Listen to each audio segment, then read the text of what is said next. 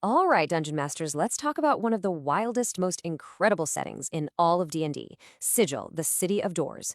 This place is an absolute powder keg of adventure where anything can happen. So if you're looking to run something truly memorable, you've come to the right place. We're going to break down exactly how you can launch your next great campaign right in the heart of the multiverse. This quote just nails it, doesn't it? The entire city is one big, beautiful contradiction. You've got doorways to literally every plane of existence, but you can't just teleport in or out. It's the ultimate hub and also the ultimate prison. It's a puzzle box, and that's exactly what makes it so much fun to play in. Yeah, that's the big question, right? Sigil is so massive, so full of possibilities, it can honestly be a little overwhelming. But don't you worry, we're going to give you the building blocks, the essential pieces you need to drop your players right into the middle of the cage and get a killer story off the ground. Okay, let's start exactly where your players are going to start. Completely and utterly lost. That feeling of disorientation when they first step into Sigil, that's not a bug, it's a feature. In fact, it's probably the best tool you have for kicking off an adventure. You have got to lean into this. Your players, no matter how epic they are back home, are now just the clueless. That's the local slang for newcomers. Their first mission isn't some grand quest to save the planes. Nope. It's just figuring out where the heck they are, what that weird floating lady wants, and where they can get a decent meal. So, how do you guide them without just reading from a travel brochure for 3 hours? Simple. You introduce a tout. Think of them as professional city guides. They know the shortcuts, they know the dangers, and they know the gossip. For you, the DM, a tout is your walking, talking exposition machine and adventure hook dispenser all rolled into one. And check this out. You can just drop these details right into your game. A player asks for directions? That's 5 copper. But what if they need a portal location? That's 10 gold. And maybe the tout says, sure, I know where the portal is, but the key was stolen last week by some thugs down in the hive. Boom. Just like that, you've got a quest. Okay, so your party's got a guide. They're not totally lost anymore. Where are they headed next? Almost certainly to the Great Bazaar in the Market Ward. And let me tell you, this is way more than just a place to buy a new sword. It's the beating, chaotic heart of the city, and it is a gold mine for plot hooks. I mean, this saying tells you everything you need to know. You need a vial of angel's tears, a map to a lost demon lord's tomb, the true name of a devil. Someone here is selling it. As a DM, this is your ultimate toolbox.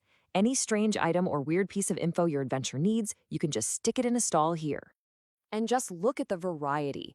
A portal key shop is an obvious adventure starter, sure. But what about a trap maker? Maybe your party needs a custom-built trap for a heist they're planning. Or a spice merchant, who needs them to travel to the elemental plane of fire for one little ingredient. Every single one of these is an adventure waiting to happen. And if you're looking for a specific, ready-to-go location, here you go. Tivum's Antiquities. It's the place to go for portal keys. Just sending your players here to find a way home is a fantastic, classic way to kick off a grand, plane-hopping campaign. It's practically a plug-and-play adventure hook. All right, so your players have their bearings and maybe a goal. Now it's time to crank up the complexity and the stakes. And in Sigil, that means one thing, the factions.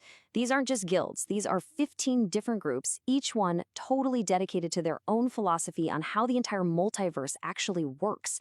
And they're all fighting for control. Let's start with a classic matchup. On one side, you have the Harmonium, the Hardheads. They believe in peace for all, by making everyone believe the same thing they do, by force if necessary. And on the other side, the Chaos Sects, the Chaos Men. They believe order is a lie, and that the only truth is pure, unadulterated chaos. It's law versus chaos, playing out right in the city's streets. Just listen to their mottos. The Harmonium basically says, we'll bring peace even if we have to crack some skulls to do it. Meanwhile, the Zeosics are all about tearing down everything. You can immediately see the conflict, can't you? It's so easy to drop your players right in the middle of that. But it's not just about law and chaos. These conflicts get deeply philosophical. Take these two. The Dustmen, who believe we're all already dead, and the goal is to reach the true death by purging all emotion. And then you have the Society of Sensation, the Sensates, who believe the only way to find truth is to experience everything the multiverse has to offer. And just think about the kind of adventures that come from these two.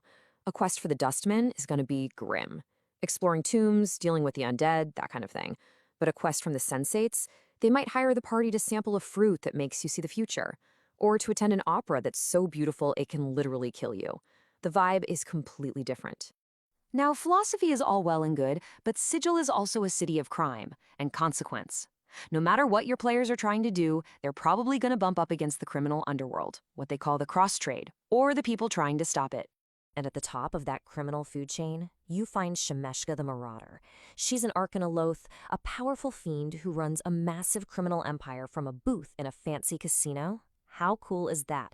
She's the perfect recurring villain or a very, very dangerous patron for your party. And if you want to show your players just how serious the cross trade is, just show them this number: 300 gold pieces per hit die. That's the going rate for a professional hit. It's a cold, hard number that tells your players that crime here isn't just a mugging in an alley. It's an organized, ruthless business. But for every crime, there's a consequence. And in Sigil, that consequence is the Mercy Killers. This is their symbol.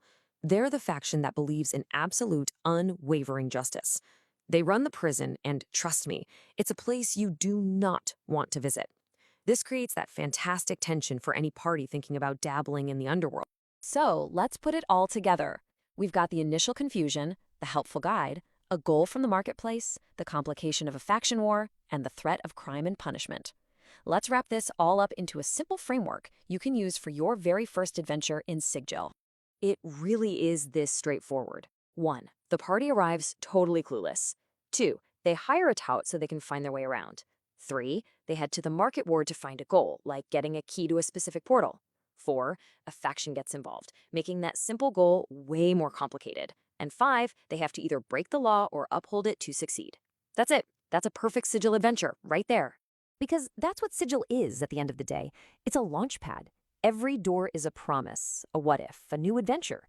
By grounding your players in this bizarre, chaotic, and brilliant city first, you're not just giving them one story. You're giving them a home base from which they can step into any story, anywhere in the multiverse.